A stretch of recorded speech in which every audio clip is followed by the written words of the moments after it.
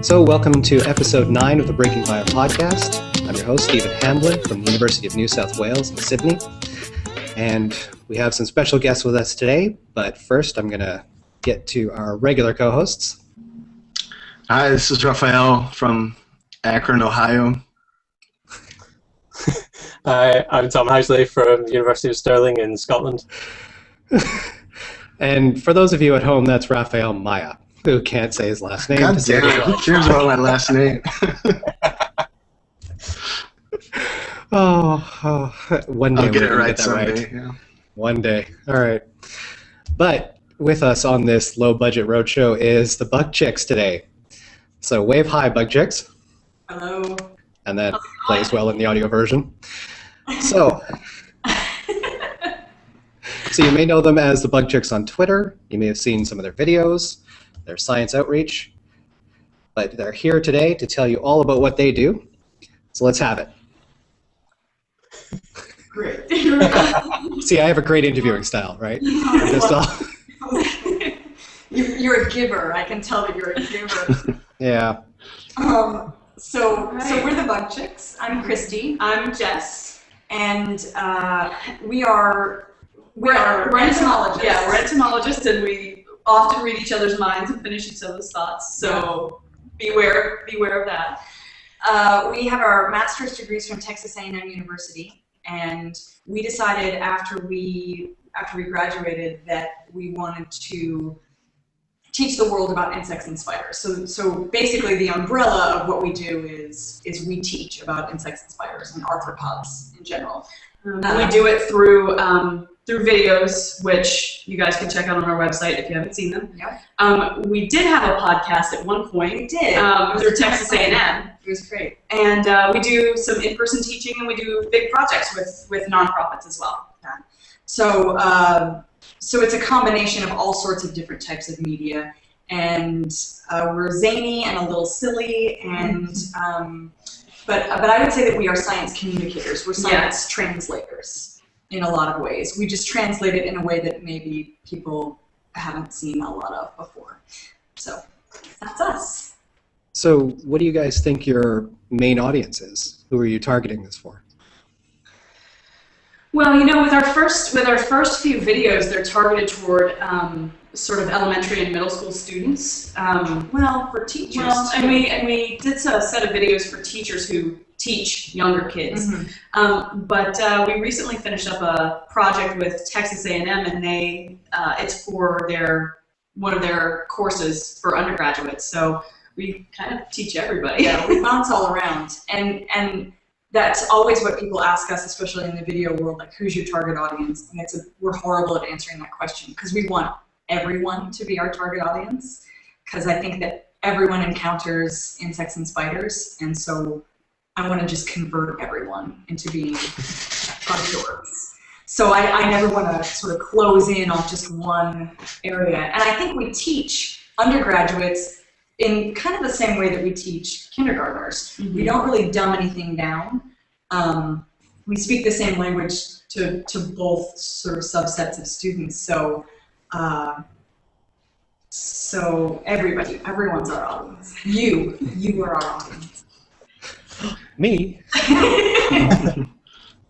Yeah, I was just watching some of your cultural entomology ones for the Texas University, and I had this idea that maybe you guys did mostly stuff for kindergarten or school children, and I just thought, holy shit, I'm learning stuff already. Oh, that's great. That makes me really happy, actually. Oh God, you have no idea how much I learned out of the few videos I saw. It's kind of sad, actually. High five. I used to lecture that course at Texas A&M. It's called Insects and Human Society, and it's a non-majors course. So you get people from all over the university trying to get the science credit to fulfill their graduation requirements. And none of them want to be there in the beginning. And those are my favorite students to teach, is the students who don't want to learn about bugs, because that's a challenge. It's a real fun challenge. And when I lectured that course, I taught it in a different way than the man who had created the course.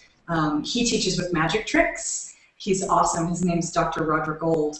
But I can't do magic tricks. But I was an actor, so I'm real, obviously animated and insane. So I brought in this whole mythology and culture segment because I love to travel. And that's, I think, our favorite part of the videos is bringing in this impact that insects have had on mythology and culture. Like we redid the Khan scene from Wrath of Khan.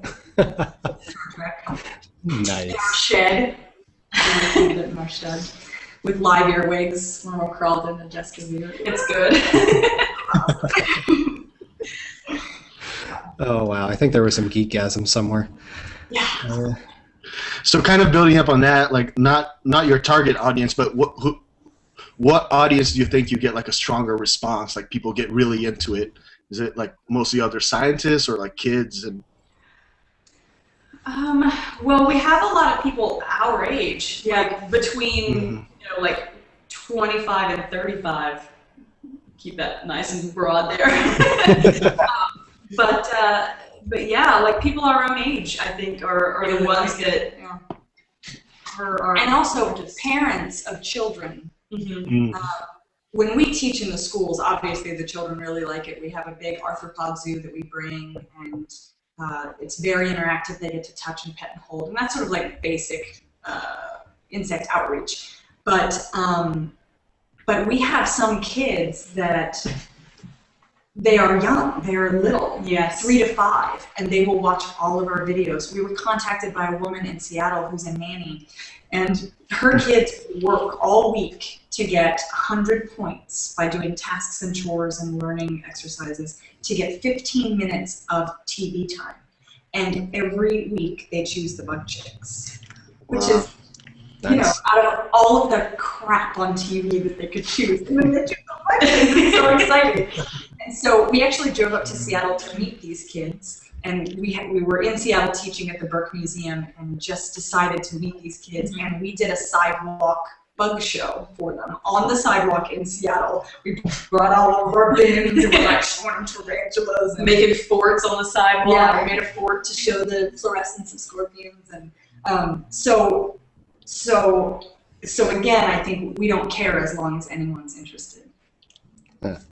Do you guys end up dealing with a lot of like phobias and people having bad reactions to your subject material? Maybe at yeah, first. bad reaction. A couple of our animals in particular, like we have hissing cockroaches, and of course, people's initial reaction is, and and it's mostly, I would say, the teachers. And so now I've gotten into this this thing where just in the very beginning we say that all adults are going to hold and pet and touch, and thank you so much for your cooperation because we don't want to promote fear to the younger generation. And I just cut it off at the knees because when you have a teacher, especially a young children's teacher or a science teacher who goes, I like animals, I just don't like bugs. That woman, whoever that is, my blood boils. It makes me. You shouldn't be allowed near children if you promote fear of the natural world. That's how I feel. Pretty strongly about it. Well, Jesus, don't soft pedal that. She's good cop. I'm not so much. Right. But I mean, it's seriously an issue though, because I mean, if kids are influenced by the adults that they're around, and if they're around someone who's constantly afraid of ridiculous things, minimize their fear. That's what I like. Yeah, I mean, it's like don't ruin somebody else's curiosity, somebody else's life. Right. However, I think that the way that we teach really gets people into it. Yeah. And we never force. We use a little bit of positive peer pressure, and we use peer teaching as well. You know the kids who are going to touch and hold a bug, and so what we do is we pull those kids out and we make them the front of the circle, so that if they're holding it, then the rest of the kids feel more comfortable. And it's usually some of the quiet kids who are these real, these kids who just like to look at stuff and be quiet. And they get an opportunity to become a leader and a teacher in their classroom and show the other kids how it's done. And the teachers do understand that sometimes they come to us and they say, look, I'm really afraid of bugs. Can you, I just wanted to let you know. And we really appreciate that. And we'll work with them on that. And honestly, we have never, ever had someone still have the same fear of bugs that they came in with at the end.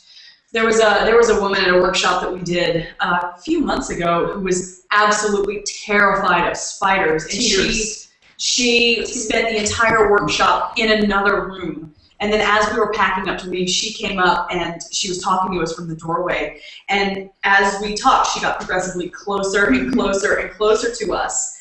Until finally, we kept the lids on our containers with the animals in them, but she was crying and she was like, "It's beautiful," talking about how gorgeous the spider was. And even though she wasn't to the point where we could open the lid and show her very, very close, right. She was. I was like, "Nice, lady, well played." Because fear and fascination are the same thing. They're. I wish we could do that study that I want to do. Someone's probably already done it. Where you trace where the brain lights up for fear and for fascination. Someone's done that. We just have to find it. It's Google Scholar that. But seriously, I think it is the same thing. Hardwire. And people are fascinated by what scares them. That's why we like scary movies. Well, it makes it emotionally salient, anyways. Right. At least people are present when they're afraid. I would take fear over apathy any day. You kind of have the evil villainous thing going on there. I'll take it. Sorry, Tom. I was just going to say, it sounds like you have some kind of a huge menagerie of insects and spiders and stuff around. Do you keep them in? Does one of you just have a home that's overrun by these, or? Well, they tend to live in our office. But I think we should be honest about our living situation. But in general, they live in our office. Right now, they're in my room. Yes, they're in Jessica's room. My husband and I and Jessica all live together. We all moved from Texas up to Portland about 1.5 years ago, and recession times and a new business and all of that. It is more sense financially for us to live together, and so Jessica and I spend way too much time together. and like right now we're in our little basement office in the house, and so the animals are with us all the time. They used to live with me, and then Jessica proved that she wouldn't kill every tarantula that I gave her. I would give her a tarantula, and 2 days later it was a total accident. Look, if you guys are going to implode and start throwing, spiders at each other, can you do it on video? We will. I think some people need to see that. That would really boost our numbers, I think. We have 4 different species of tarantula. We have 2 different species of cockroach. We have some beetles. Mm-hmm. We have some scorpions. We have a whipped scorpion right now. Nice. A pigeon, a praying mantis. We have a praying mantis. So it rotates, but we have sort of some anchor animals. And then being in the Pacific Northwest, whenever we can, we try to collect some things to show kids what's around when we're teaching, and then we obviously re-release them. That's what we have. We have a gorgeous Phasmagygus in a glass case, a big walking stick with wings from Papua New Guinea. Huh. Just gorgeous. How did you get that? I bought it for myself for a birthday present when I was 22. Before I'd ever studied bugs, really, I was in my first entomology course after leaving. So I have a degree in classical theater, and I was a dancer. And after I graduated with my bachelor's of fine arts, I went back to school a couple years later for my biology degree. And I have almost a second bachelor's in environmental biology. And it was during that I took an entomology course, and that was only because they offered either that or chemistry. I was like, I'll do bugs. So chemistry is very cool, though, children. So I bought it for myself, at an art shop in Philadelphia, not knowing about the illegal insect trade. So I'm not exactly sure where the specimen came from or if it was collected nicely or morally or whatever that word is. Ethically. There we go. So so now we use it as a teaching tool and to teach about the insect trade as well. Excuse me, I just need to talk to the police for a minute. That would be Interpol, though, wouldn't it? Because you're fairly Fine. That's right. Be sure to direct me to the correct agency to pick you up. That'd be great.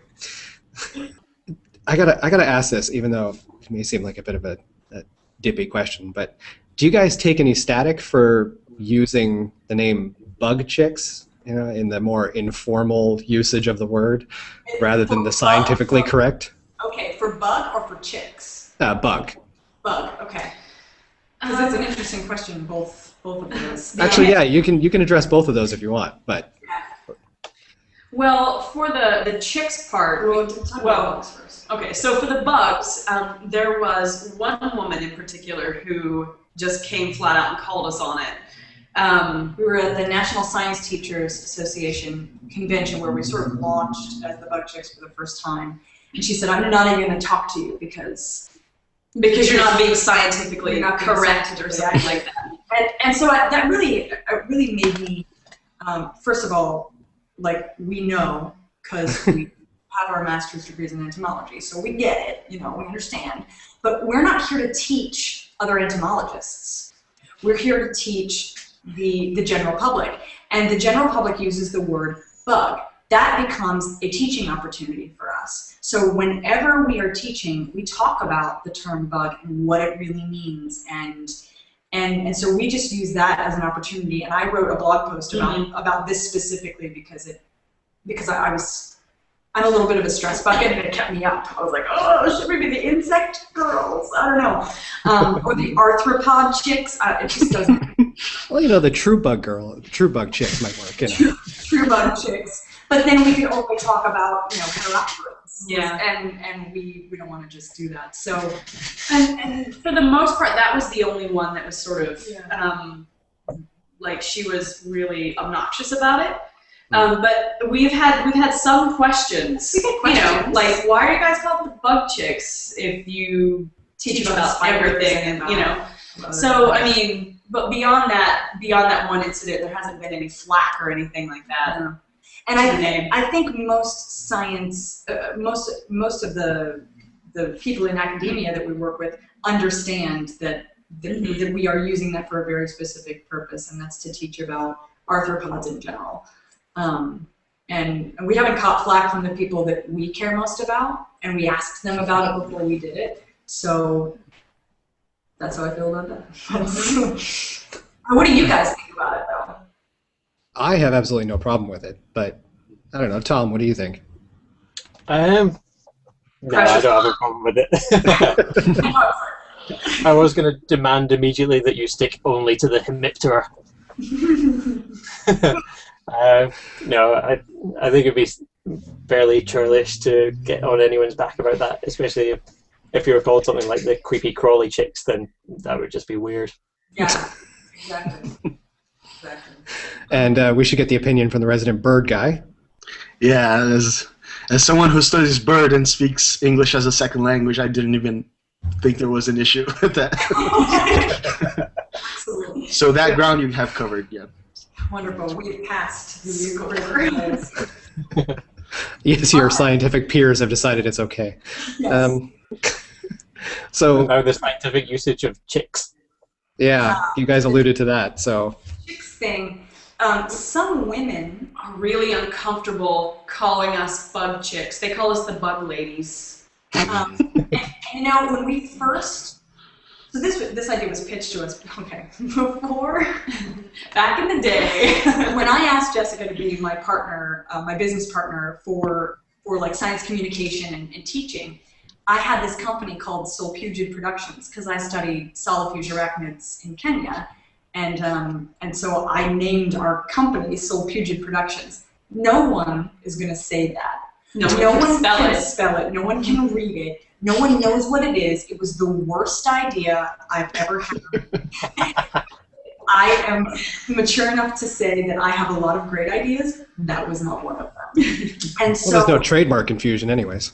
well, that's what I thought. I was like, no one can still fusion production. Anyway, so about 3 years into our failing business, at that point, we were pitched this idea of making a couple of bug videos as ourselves, because at this point we were just filming other people's bug videos for Texas A&M and stuff like that. And he said, well, what about the bug ladies? And we just thought it sounded so old, you know? It's like It's like the Catwoman or like a bad lady. Yeah, or something it felt really Yeah. old. So we immediately said, what about the bug chicks? And then it just sounded so good and it sounded so young, and it sort of encompasses everything about the way we teach. It's young, it's fun, it doesn't take itself too seriously. And that was what was important to us. And I have a hard time even calling myself a woman at this point. Yeah. I mean, I still call myself a girl. Bizarre, but it's I'm married, I'm 34. I have a hard time with it. So I don't care about the word chicks. I call other girls chicks. I call guys dudes. I call little kids dudes. I don't care. But some people get real freaked out about it. Mm. Yeah, I can see that. But also, but maybe, you know, maybe they need to focus on something else, because that's it seems like a really minor thing to focus on. The world is big and there are big problems, and education is a big problem. And if you're going to fault us for teaching kids in a language that is fun but never dumbs it down by calling ourselves chicks, then maybe you're not our target audience. Well, maybe you keep the bug ladies in reserve, you know, like forever, if you're representing for the queen, you know. Right. If we're presenting, we'll do that. And like, maybe when we're Good set, take. we'll transform into the bug ladies. Yeah, It's an option. it's a metamorphosis. Presenting to the queen. good. So I have a kind of follow-on question from that. I guess, seeing as our resident actual science communicator and feminist Lauren is away, I was just wondering, we see so many like science toys and stuff that are targeted at little boys, and it's all sort of explosions and bug hunting for boys, and for girls it's making soap and perfume. And I was just wondering if you guys felt like were you trying to do something to sort of push away from that, seeing as you're both women and maybe targeting girls, or is that just a happy side effect from doing what you love doing? Sorry, can I just interject? But where do you get the toy to make soap? Who's doing that? It was like Boiling down animal fat in the backyard? Or? Kind of crossover. Well, sorry. I had this image of you, like, after the podcast, like, pouring mixing soaps. It's good. Got my animal fat in my lye. Well, I don't know. I think for at least myself, I never thought about because we focus on making it accessible to everybody. I think at first I at least was not thinking about targeting girls in particular to sort of foster the love of science, and that's something that came along like as we were, as we sort of progressed, but it has definitely become a part of what we do almost inadvertently and inescapably, because we are women, and I think and I think other people also project that back onto us, like, thank you for being such a role model for my daughter. Oh, I'm so glad that I found you. My daughter likes bugs and I didn't know what to do, and we're so happy about that. I always sort of felt when I first started this that we need more women talking about. I mean, if you just go to like Animal Planet or any of the TV shows, it's the guys who talk about wildlife and the women talk about domestic animals. I love dogs and cats, but lions and tigers and bears are also pretty. You know, I mean, I feel like I studied camel spiders in East Africa. Where were the women who were talking about animals? And that's why Jane Goodall is such a, women like Jane Goodall and Diane Fossey to an extent, maybe minus the crazy, and then, you know, I think always in the back of my mind it was, hey, girls could do this too. We're not flag carrying, marchy, you know. But it's nice to be inspiring to girls who love bugs, and we've done a couple of like Girl Scout troop bug badges and things. Yeah, that's and the girls freak out over the bugs, you know, and they're like, oh, you know, well, we're not really all that popular in school because we like bugs, and it's like, you know what, you are awesome, you know, and you know, and I can understand that it's difficult for kids who like girls. Were especially. you popular in school? Not really. I'm going to go out on a limb and say a lot of the people hosting and or listening to the podcast weren't popular in school. But we're popular now, aren't we? Not really popular. Yeah. Just going to let that slide right past. Actually, you know, that kind of raises a question I was meaning to bring up with you guys. And it's two sides of the same coin in a way. Because on one hand, you know, there's a known problem with, you know, people. So you guys did your master's degrees, and you decided to take a different path from the, you know, traditional get a PhD, become a faculty member, you know, type deal. And people call that, yeah, people call that a leaky pipeline, right? They view you as a failure in some way because you didn't follow that path. And on the other hand, there's, you know, I actually think that we need to, you know, to encourage a lot of the stuff like that you guys do. You may have heard me saying this last time with Lauren, that you know, different paths are not only valid, but they're necessary. We need more people like you guys popularizing science and, you know, getting it out there for everyone. So I wonder how you feel about this kind of issue. Where do you know, how do you guys feel about the traditional paths for academia and being, you know, not dropping out, but changing paths to become science communicators and so on? I'll let you start with that one. So, okay. Okay. I broke the bug chicks. All right. I'm trying not to. I get a bit ranty, so I'm gonna try and tone it down. Oh no, you can go full rant. Hit it, please. Okay, great. So PG-13. Bug chicks. Oh no, over it. Listen. You guys can do whatever you want, but as the bug chicks, so Jess and I are not PG, not PG-13 either. But as the bug chicks, we are. So fair enough. We have to live inside the bug chicks world right now.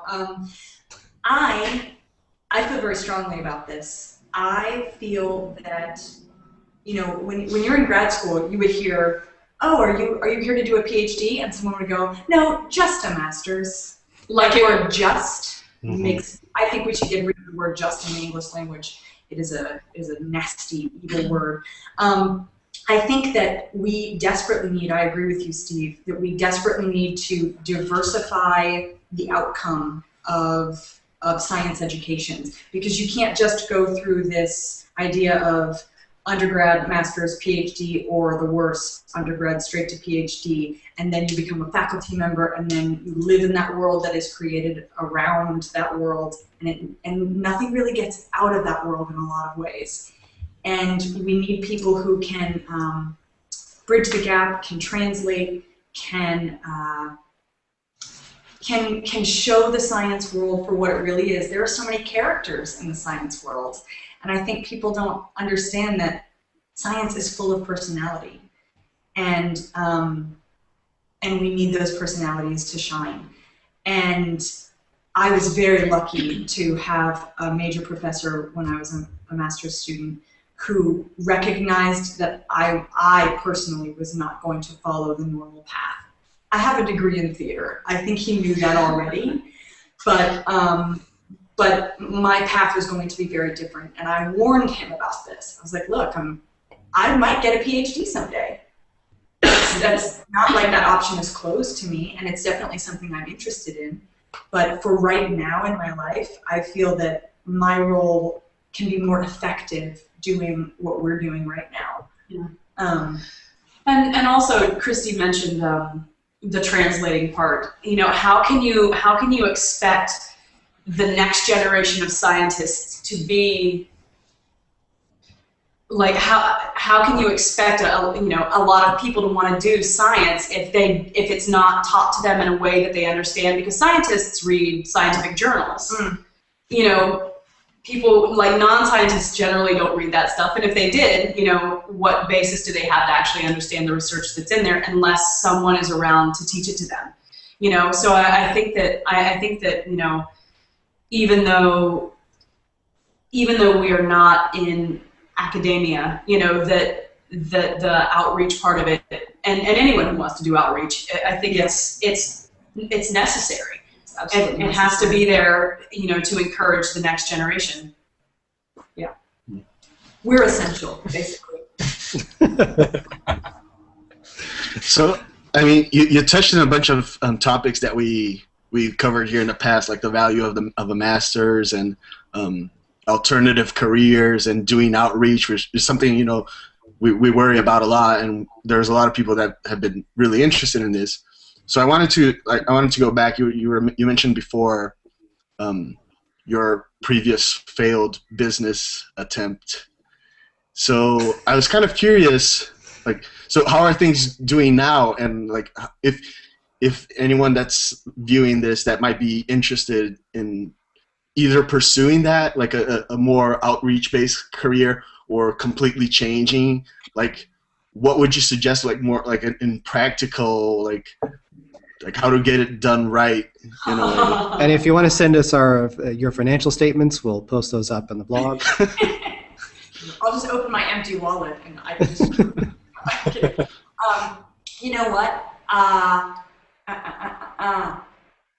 My number one advice is if you want to live an alternative career, I don't even know that we're that alternative, but if you want to live a career in science that is outside the norm, you go for it with, I'm looking right in the camera, you go for it with everything in your heart and soul, because the world is changing rapidly. 4 years ago, there were science jobs, and now not so much. And Jessica and I just decided. Thanks for that. Yeah, still talking down the camera right at us. Yeah. But for the listeners at home, they just told us we're screwed. No, you guys have jobs. But what I'm saying is, if you don't want to go that route, you can create a life out of everything that you have, out of your own background. And financially, it is hard. It is very difficult. Branding is essential, and we didn't realize that with the whole Soul Puget Productions thing too. But that was bad branding, and essentially that was a bad business decision because we weren't business people. We didn't know. We fuel a lot of this on passion and excitement, and there's lulls, and then something awesome will happen, and it will fuel us to get to the next level. And I really honestly believe that if you create quality work, it will build and build and build. And that's for any profession. You know, if you're a crappy dentist, you're not going to get more clients. You know, be good at what you do. That's my and stick with it, because it always takes longer than you expect. Woo. So, you know, don't expect anything amazing in, I mean, maybe. But like, it's taken us, so what, we started together in 2008, I would say 2008, but we weren't able to actually go full time until this year. You know, we were working other jobs to live to support this. So yeah, stick with it. And you have to stick with it. Don't get discouraged. And you know, the great thing about Twitter and about the social media is that now there are lots of people that are creating their own lives and they're talking about it more. But when we were doing this 4 years ago, we weren't on Twitter and we weren't on really even Facebook, and we felt very alone. Mm-hmm. Now we can go at any time and have a conversation with other people who are trying to do the same thing. So there's a community of us who are trying to live a life that's slightly outside the norm. And I think the essential thing is find out what you're good at and stick to it. If you're not, like Jessica and I are not huge on Facebook. We're not huge on Twitter. We don't have a ton of fans. But our work builds all the time. And like recently we met Jane Goodall. We met Dr. Jane Goodall. And now we're working on a project with her because we met her through a dude on Craigslist. It's a nightmare story. And then and we took a chance. And he said, hey, do you want to meet Jane Goodall? And we were like, we could be murdered. We could meet Jane Goodall. Let's do this. And we met her and had an hour with her, drinking tea and eating cupcakes and talking about our work. And we brought her our DVDs, and we just jumped through that window of opportunity and went, here you go, Dr. Goodall. If you like our work, we would love to work with you. And she liked our work, and here we are working with her. So that doesn't necessarily translate into money for us at this moment in that project, but I don't care. Yeah. That's actually an interesting question, an interesting aspect of this. And I don't want to, turn this into a business podcast or dig too deeply into your guys' life here, but for people at home wondering, how do you get into this sort of thing? On the internet, you see a lot of, and you guys are doing a lot of this. You're giving away a lot of content, right? Mm-hmm. So in the end, what is your product? What do you monetize? How do you make a living? Yeah. Well, a lot of the content that you see online has actually been commissioned, and then we are allowed to show it. So the first 3 Bug Chicks videos were commissioned by Texas A&M. The second 3 were commissioned because the U.S. Forest Service saw the first 3 and asked us to create some for them. And then Texas A&M came back and asked for 21 more videos. And the National Ag Science Center asked us to do some. And then we've done a few on our own, just for us. We do a few on our own, and then and that builds this body of work that now we can go, okay, how do we monetize this for ourselves? And we're going to start a web series. And I think now we know enough about how to do it so that could be successful, because 3 years ago it would have been a nightmare. But now we could maybe make it work. So the in-person teaching is monetized. We get paid for that. Public appearances, things like that, we get paid. And what else do we get paid for? That's about it. Yeah. Bug wrangling. We were asked to be bug wranglers on a commercial once. That was fun. Nice. And the writing, we write on our blog, and we actually blog for NPR Science Friday each Wednesday, which is a real special, kind of an honor, So we do that for free, but that's something that gives us incredible publicity that we wouldn't have gotten any other way. So we weigh those questions pretty heavily, like kind of this horrible question of what's in it for us to do this for free. But we do a lot for free. But we're managing somehow. Yeah. We're figuring it out. Huh. Well, let me say I'm glad. Thank you. Thanks. What's the project you're doing with Jane Goodall?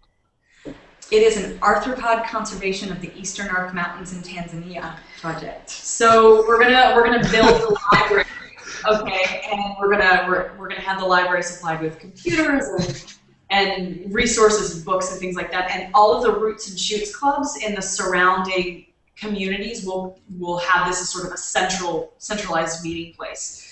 And we'll go over and we'll create a manual for arthropod identification, and we'll do a training project with the teachers so that it becomes a more sustainable project. Because when you just teach students, that knowledge goes away with the students. But when you train teachers, you have that centralized knowledge, and so you can actually, it'll reverberate out into the community. So we'll do teacher training. Now, Jane Goodall's Roots and Shoots program is in 120 countries. So if this is our pilot program, we have the opportunity to reach all 120 countries, all of a sudden that becomes a life's work. And I don't know if this is going to happen. I mean, we're still fundraising. There's not a library. Oh, it will happen. I'm too excited. It will happen. It will happen. But that's our idea. We'll do this pilot project in Tanzania, and then hopefully with partner organizations, we'll be able to spread that to 120 countries. And that will be our life's, our work. That will be our work. And Jessica and I, 5 years ago, I brought Jessica with me. I paid for her on my student loans. You guys did. I thought this was a great idea. I thought it was a great idea too. I brought her with me to Kenya for 6 months while I was studying solifuges. And she became my field assistant, and we collected solifuges together. And I said, look, come see what I do. I teach these kids. You maybe don't want to do lab work. Come with me and see if this is what you want to do. And so my professor was very upset because it was in the middle of my research. But it was good. It was awesome. It all worked out for the best. And so 5 years ago, I remember laying in a tent with Jess going, man, how can we get back here? How do we get back to East Africa and do this type of work? Because we didn't want to come back as tourists. We didn't want to come back as visitors. We want to come back and do good work. And we were patient and we waited, and now it's going to be hopefully with the Jane Goodall Institute, which is huge. You're a little bit excited about it. I just want to hug and cheer and dance. Yeah. So the main goal of the project is to build knowledge locally then at these places. Exactly. Yes, absolutely.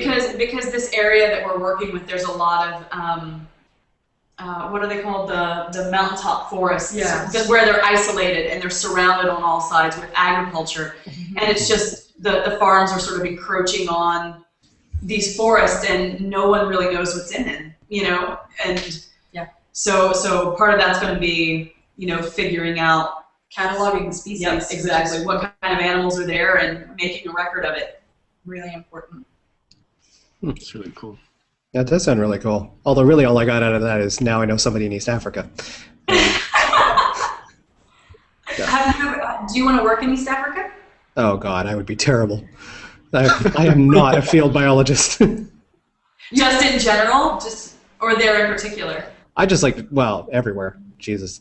Nature hates me, I hate nature. What can I say? And yet a biologist. Hey, I have often claimed to be the world's worst biologist. I'm not going to lie. So what's your focus? Oh, I'm a theoretician, so I get to play with math and call it science. Nice. Yeah. Excellent. And right now I'm actually working on viruses and bacteria. So it's all theoretical, but so nothing out in the field, none of those nasty animals. Says the guy with a PhD in behavioral ecology. I'm awesome. Somebody else, please take this away from my failings. I wanted to ask about your camel spider research, because I read your little story about how you first saw a camel spider, and I was wondering if you could tell our listeners that, and also maybe describe camel spiders so that we can give people arachnophobia through their ears. Yes. So my first time in East Africa, I had taken one entomology course. The one that you took instead of chemistry? The one that I took instead of chemistry. And I went to East Africa because the only reason why I went back to university was to go on this study abroad program, because I wanted to be Jane Goodall. Basically, I wanted to go live in Africa and study animals. And I was studying large mammals. With this study abroad group, we were all studying large mammals. And I saw a solifuge. The first time I saw a solifuge, I heard a scream in the middle of the night, and I believe it was my friend Harry, and he was coming out of the bathroom, and just one of those screams where it's something good, and so I ran with my bug net to go suss out the situation. And this thing was on the sidewalk, and it was quite large, about the size of the palm of my hand, and reddish, rusty brown. and it looked like it had 10 legs, right? Because I didn't know about pedipalps at this point, because I had no idea.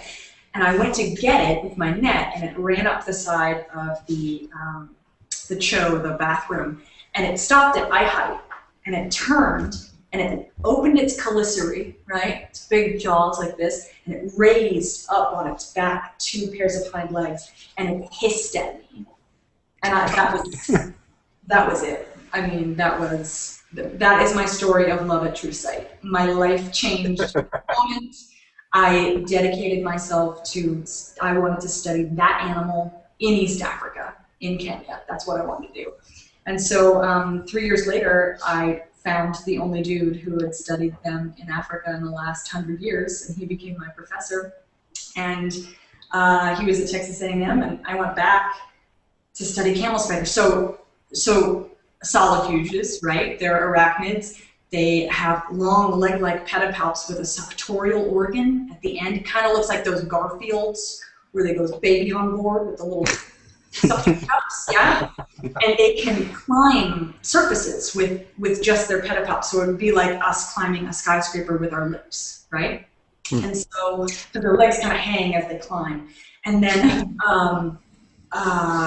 they have no venom. People are terrified of these animals. There's lots of mythology surrounding them. They don't really bite. I mean, some of the larger ones could get a nip in on you. But we were catching them with our hands. Yeah. There. So they're pretty fragile. They're so fast you have to be really careful not to slam your hand on them and cut them in half with your hands. So, basically the coolest animals on the planet. Hands down. You know, you combine the lip climbing with Bug Girl's rants on where Spider-Man's webs come from, and you got one messed up superhero. I know. Can you imagine a camel spider superhero? Well, yeah, which is why I'm probably going to have nightmares tonight. Yeah, so my thesis work was, this was the first time that any survey had been done in East Africa. So I did biology, distribution, and diversity of solifuges.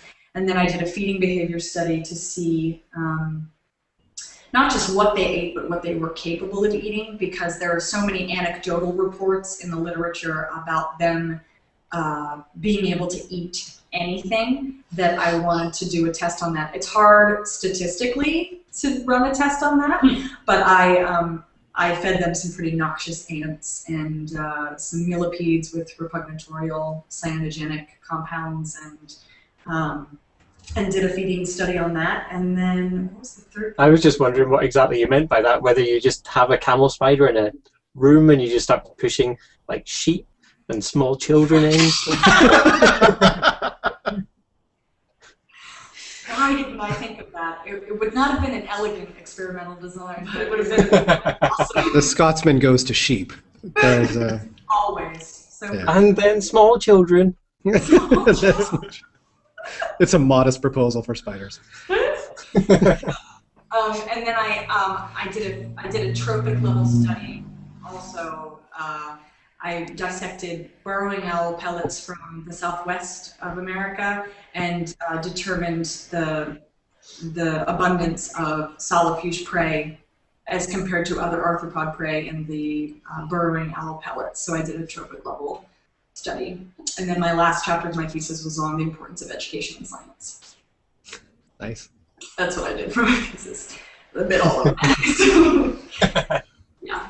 Well, that part consisted of some pretty awesome workshops, though, in Kenya. Yeah, we did some cool stuff in Kenya. We did a museum exhibit, and we taught hundreds of kids crammed into a classroom with no lights and a dirt floor. And Kristie was rocking the Swahili. It was pretty awesome. It was really fun. It was an exceptionally awesome time. So for the listeners at home, let's have a little Swahili. Okay. Okay. There's whispering now. Museums of Kenya. So I collect insects and spiders with the museums of Kenya. Habari yako? How are you? I was about to say my name. Barabaracarisa. Barabaracarisa. That's totally bad.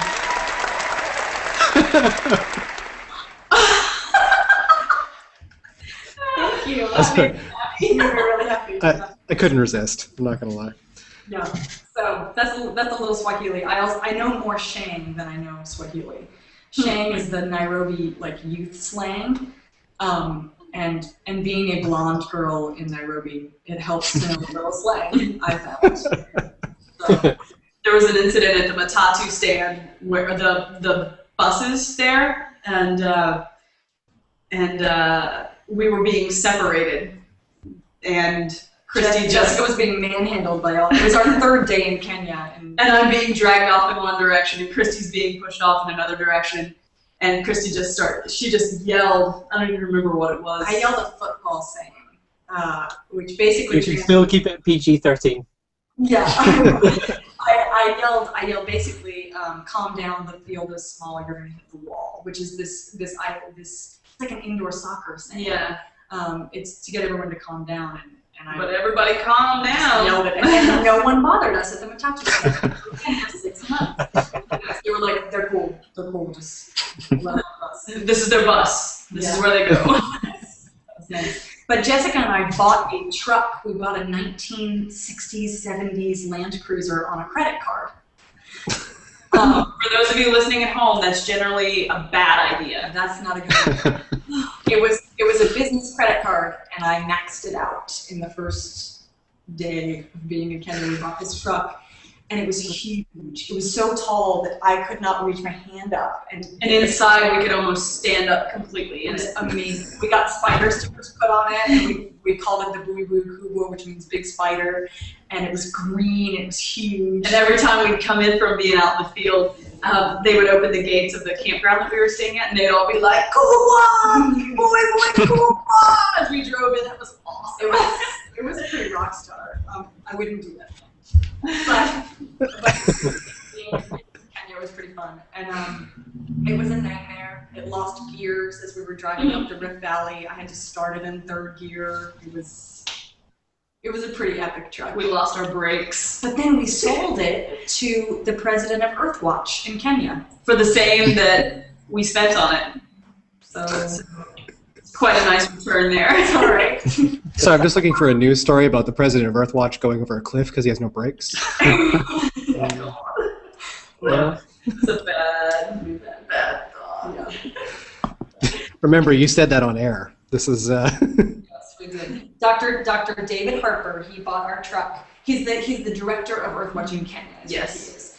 And he runs the big flamingo survey at Lake Baringo and Bavaria. Mm-hmm. And he liked old trucks, and he bought our truck. It was pretty cool. Yeah. I think about my daily life, and I don't have anything like that. Today my computer crashed. Yeah. That was 5 years ago when we were grad students. We've been out of grad school now for a while. I miss it. Yeah. Yeah, a big day for me during grad school was installing Linux. I mean... Oh, dear God. But everybody's got field stories, right? Yeah. Rafael, I bet you have field stories. I'm trying to think. Like, I did my field work in a farm. It wasn't too exciting. Tom, you've got a Well, yeah, I just like seeing man wolves and stuff like that in the field was cool. But That's seeing, cool. seeing what now? Sorry, seeing what? I heard man wolves. That's what I heard. M-A-N-A-E-D. Werewolves are real. No, I'm not a Twilight fan. No, it's this. You heard it here first. Rafael is Team Jacob. It's a like a Brazilian savanna wolf. Like, I don't know if it's how related. I don't know how related it is to wolves, but it's maned wolf. I think that's how it's called. It's M-A-N-A-E-D. Oh, maned wolf. Maned wolf. Okay. Oh. I was wondering. You're a fan. I was like, well, we gotta go to Brazil.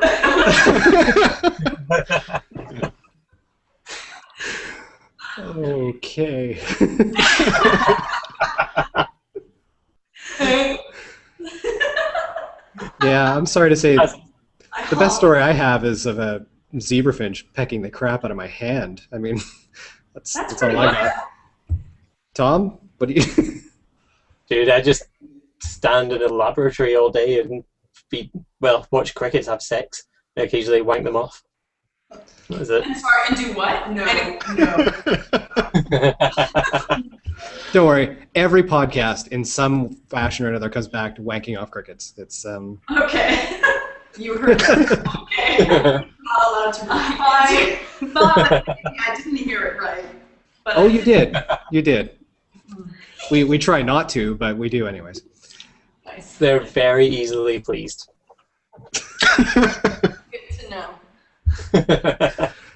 Oh crap. I have a list now of questions and comments that will have to wait. Did Rafael just Yeah, that happens occasionally. Okay. Anytime I start talking about wanking off crickets, then Rafael just has to go away for some reason. Disappears. Interesting. Yeah, he'll be back in 5 minutes. Fine.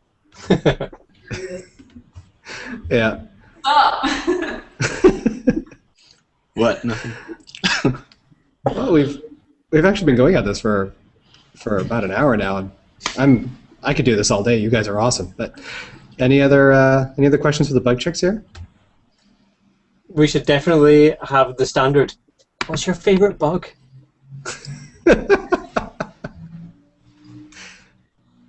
Bullet Again, ant. for the listeners at home, that was a very disgusted expression. Only recently has it become bullet ants for me. Oh yeah, they're pretty badass. Because I love aphids, but then we saw bullet ants, and I've changed. I've changed. Yeah. Yeah. I'm so boring. I just want to say solifuges all the time. Well, they're pretty amazing. They're awesome. I can eat through plastic. Actually, you know what? We recently did an episode on Enviadina on web spinners. And I got to film a couple of them, and we made the wings with the blood sinus that fills with aquarium tubing. And I had my husband sit behind me with a bucket of orange juice, sucking the aquarium tubing to make the blood sinuses So the fill. wings would The expand. wings inflate. And ever since I learned about how the males inflate their wings and deflate their wings, I think male web spinners are pretty cool and up there. They're pretty elusive. You don't see them very often, but I think they're really neat. Yeah, male web spinners. Nice Awesome. choice. So, you've dropped him in a couple times. So I got to ask, how does your husband feel about all this? Is he a big bug fan, or is he? He's a nature fan. He's a park ranger, so it works. It's definitely. And he's from Australia, and as you know, Australia has some awesome arthropods. And if you don't know, you need to get outside. Yeah, that's unlikely to happen anytime soon. So he's into it. I think he's the most patient man in the world. He's very patient with us because we're constantly together and we're constantly Talking bugs and talking filming about filming. But he helps us film. He's kind of our safety manager. He's a canyoner. So whenever we need to get some rigging up, like we need to be rigged up into a tree, or we need to be lowered down into a trench, or we need to film something bizarrely, he sort of handles that for us. And so he's an integral part of the Bug Chicks. Sometimes he helps us with editing our videos. He's also a really good final eye for things, and I really trust his judgment. He's got a really good, because he doesn't get so wrapped up in the funniness of it. We're overly charmed by ourselves sometimes. He's like, yeah, it doesn't serve the video, cut it out. And so he's nice to have a more objective opinion. Yeah, he's helpful in that way. All right. Well, in that case, let's. I think we can call that a wrap here. Unless there's anything else you guys want to say, or. No, we love Breaking Bio. Breaking Bio rocks. Little plug there for you. It's good. Let's do it. And Breaking news. The Bug Chicks say Breaking Bio rocks. This is really fun, and we love what you guys are doing. And this is a way more fun way to do a podcast than what you and I did. Amen. Yeah, genius. Good idea. Yeah, we'll talk about quality later. Um, all right then. Well, so let's call that a wrap. And thank you for joining us for episode 9 of the Breaking Bio podcast with our special guest, the Bug Chicks. And we'll see you guys next time. Wave goodbye at this point, including Rafael, who's just okay. There we go.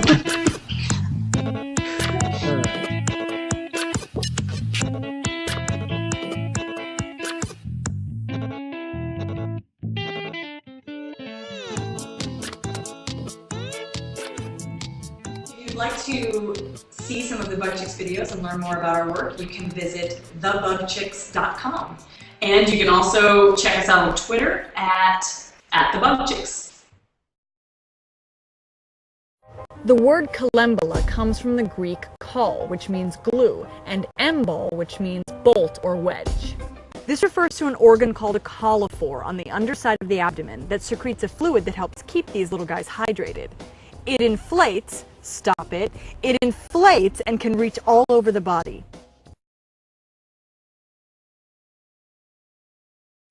Además, no es temporada de la polilla de la yuca, así que decidimos simularlo para ti. Un poco de teatro de polinización en el desierto. Primero necesitamos la polilla de la yuca. Estas polillas son el único insecto que polinizan la planta de la yuca. The male and female spend the winter together in their cozy burrow. When they finally decide it's time to mate, they will often hold each other's cerci. A male earwig's penis is very delicate. That's why they have two, in case one breaks off. After they mate, they create a space for the female to lay her eggs. But after they're laid, she has no use for the male. She kicks him out. Out!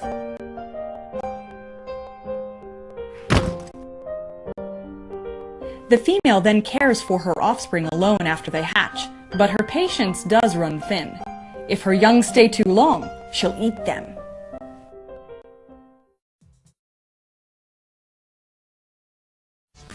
We filmed 3 of the most famous ant species in the world in Costa Rica: bullet ants, leafcutter ants, and army ants.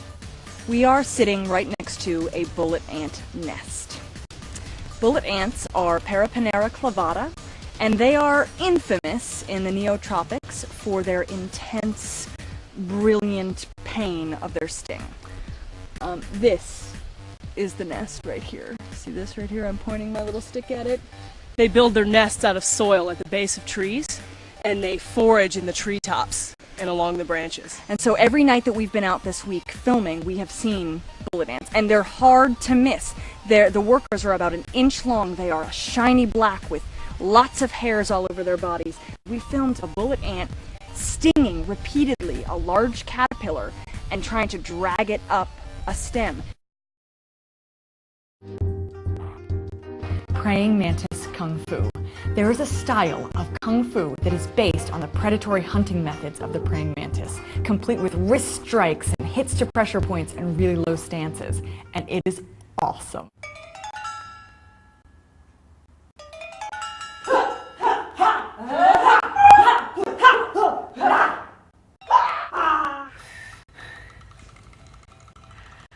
Awesome. Mantids rule.